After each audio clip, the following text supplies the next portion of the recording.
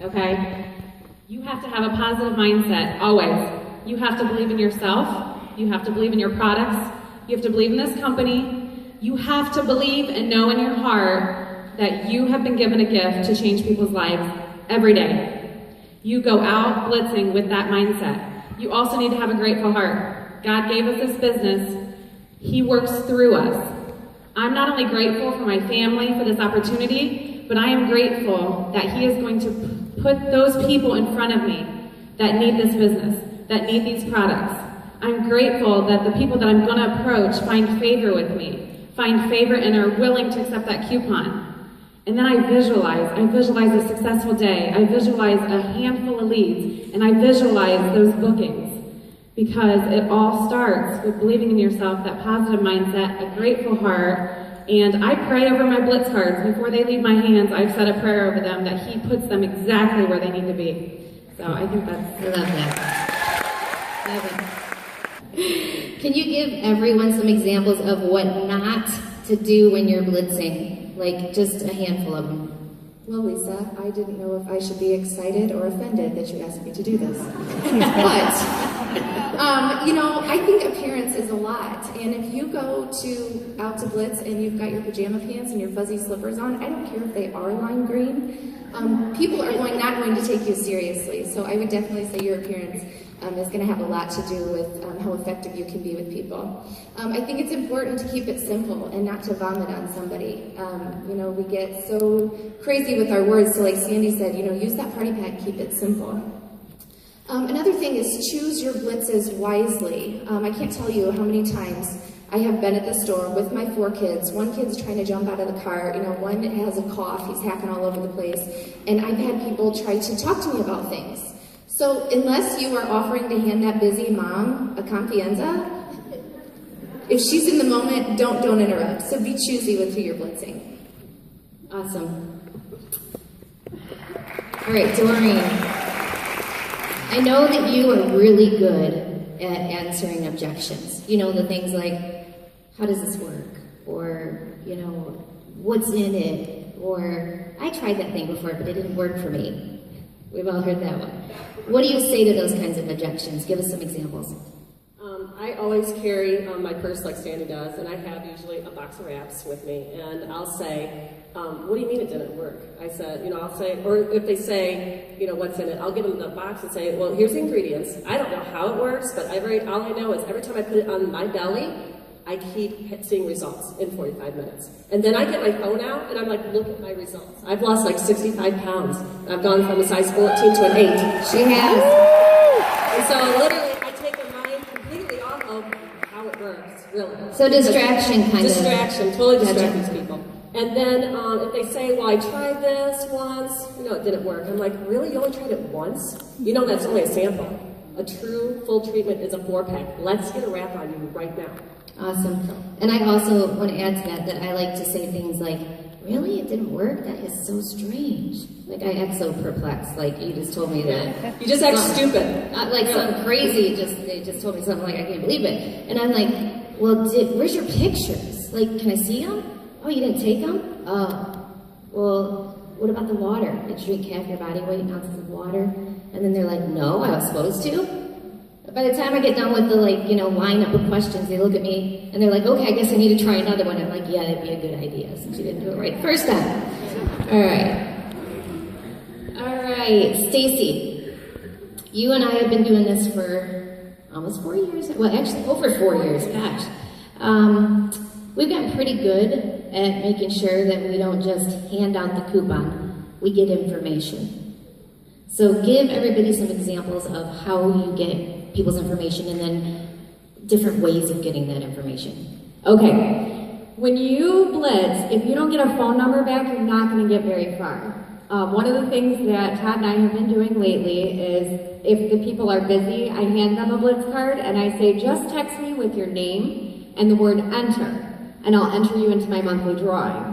And it's quick, they can do it when they get off of work or whenever they're not busy. The other thing you can do is say, well, can I text you a coupon? And then you're going to get their name and number again. Or I carry a little notebook, and I'll just have them write their name and phone number right in my little notebook so that I'm always collecting the follow-up information. I love that. And I like to try to get them on Facebook too. Like if I can, I'll say, hey, are you on Facebook? Like who says no to that? Pretty much nobody. And I'm like, well, you got your phone on you? Who says no to that? And I'm like, great, why don't you find me? And just a quick little tip, have them look for you, and then they can friend request you so you don't get thrown in Facebook jail. I learned that a long time ago, so watch out for that. Okay, Elizabeth. Hold on. You are really great at being direct and confident, Miss Red. Oh, she yelled at me in the car. She said, if you say Mrs.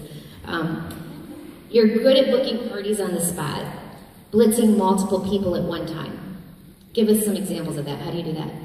The reason I blitz multiple people at one time is that I can read the people that I'm talking with. So if I'm at the bank, if I'm at a grocery store, if I'm at a service counter, if I'm at a restaurant, if I'm at McDonald's, I can see how people are interacting. I want to talk to the person who I feel may be the most influential and be able to book a party quickly. So I'm going to blitz that person, and I'm going to talk loud enough that the other people standing at the counter start to see interest. And as soon as I start to see interest, then I can start to interact with the other people. Oh my gosh, it's so awesome. Would you guys all work together? Would you hang out together after work? Well, great, well, let's just do this all together.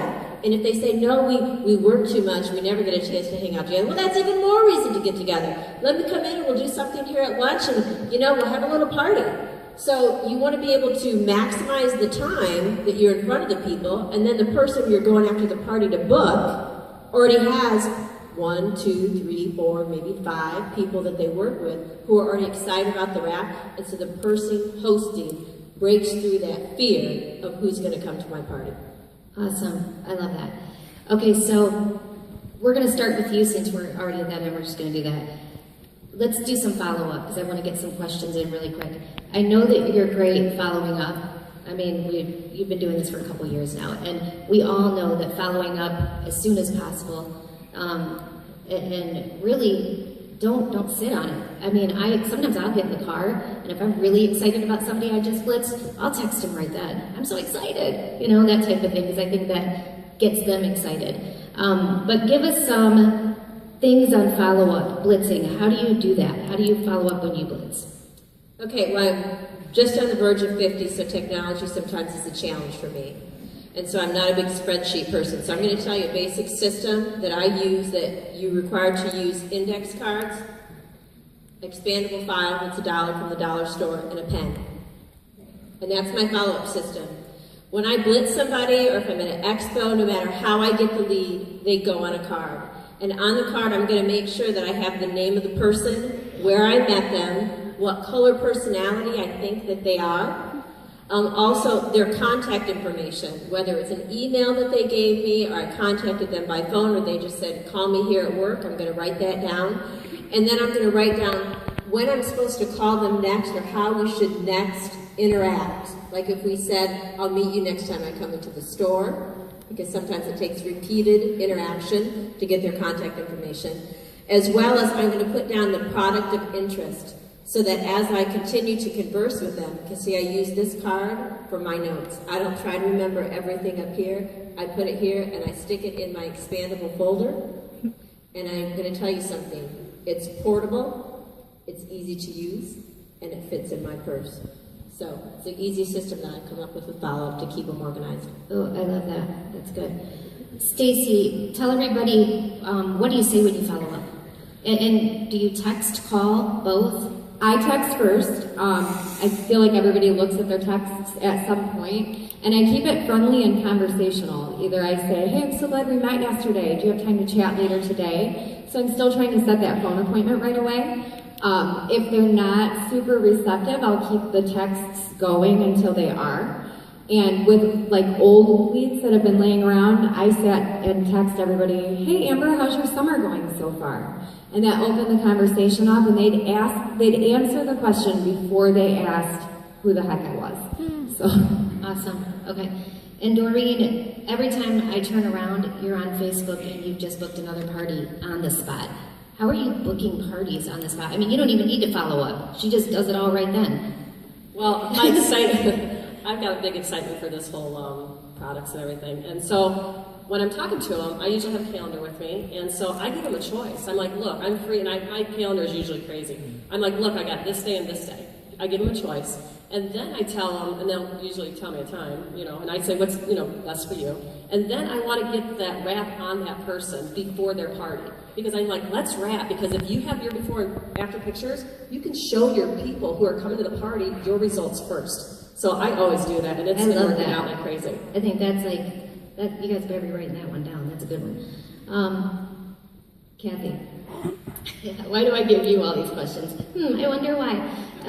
What do you say to people on your team who are scared to call leads? Like, how do you get people out of that comfort zone? Well, I think it's really important to be very confident and to be excited. But for the people who are really nervous, I say, come over to my house. Let's get a group of people together. Let's sit down. Let's text those people. Let's make those phone calls together. Let's do it together. We're better together, and we can feed off of each other's excitement and go from there. That's a great idea. Like, have like follow-up parties at your house. That's a great idea. All right, and Jody, what do you do with people that tell you they're so interested and then they don't get back with you? Yeah, that's frustrating, right? Because you're at an event and they sign up to win a free wrap, and then you message them to let them know that they won this free wrap, and then you don't hear back from them. Or they say, okay, I'll get back with you as soon as I check my date book, and they don't get back with you. So I like to create a sense of urgency. I like to send them a message that says, hey Jenny, it's Jody again with It Works. I messaged you to let you know that you won that free wrap that you signed up for. I need to hear back from you by tomorrow, or I'm going to pick another winner. And 9 out of 10 times, I hear back from them that same day or that next day. How often do you, just really quickly, how often do you keep following up? Okay, so you follow up once and don't get back with you. You follow up again, right? And you're wondering, okay, am I looking like a stalker? At what point do you stop and then wait a while? Yeah. I stay persistent until they've told me absolutely no, you crazy rap lady, stop messaging me. I keep following up. And what I'll do is I'll have like a monthly drawing, or I'll have a special holiday drawing, and I'll throw them all back in and call them and say, hey, you were the winner once again. Until they tell me absolutely not, I stay persistent with it, and I kind of have a file system that I go by, and I mark on their lead slips when I've messaged them last what the response was, if they responded. So. Okay, and this is our last question, actually, because we could probably be up here all day, but Cammie gave me, I think I'm already over. Sorry, Cammie. She's going to be so mad at me. I promised I wasn't going to be blue, and I'm so blue right now. Okay, Sandy, last question. After you follow up with people, they book a party with you. They actually book it, okay? And then they cancel. And then they book again. And then they cancel. At what point do you just throw in the towel? You don't. The reason I got this question is because I did this to her. I canceled on her 3 times. 3 times we booked a party, and she lived 2 hours from me, and 3 times I canceled on her. If she had not been consistent in calling me and following up with me, her and her sister Shannon, she's out there somewhere, if they had not kept touching base with me and saying, okay, fine, Sandy, that date didn't work great, I have this date, does that work? Yeah, that works, that's fine. Sorry, you can't come. No, we're not doing this. Had she not continued to follow up, I wouldn't be here today. I wouldn't be retired, and I wouldn't be a stay-at-home mom. So don't give up. You have to keep following up with them. You have to. Amen. And, I think that the bottom line is blitzing. You got to get over yourself. You got to get out there. There's not one person in this audience that you're not going to have to blitz. At one point, you will run through the war market, and you're going to have to blitz. So get out there and do it. Get information. Follow up. Most people fail in network marketing because of the follow up. Follow up. So let's give you guys a round of applause. Woo!